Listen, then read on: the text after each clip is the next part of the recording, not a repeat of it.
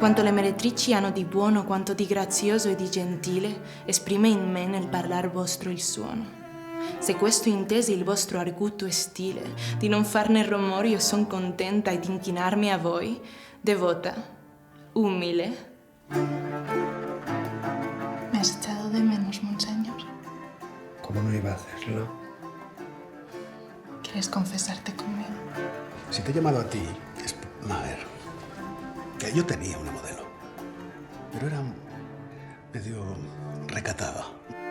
No sabían si eras, y cito textualmente, una prostituta alcohólica o un artista excelente con grandes ambiciones. Vamos a animar un poquito la fiesta. ¡Escándalo! De mi alma humillada vienes a hacer tu lecho y tu dominio.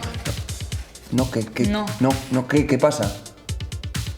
Perdón, ¿podemos cortar un momento? Sí, cortamos, vale, un segundo. No entenc... O sigui, Clio és la musa de Baudelaire, de Picasso, de tota aquesta gent, no? Sí.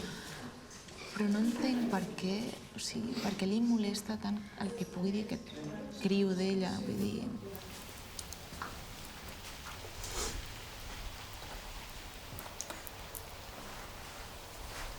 ¿Está siendo duro ya, Violeta, o qué? Bueno, Aguantable de momento. de momento bien. Vale.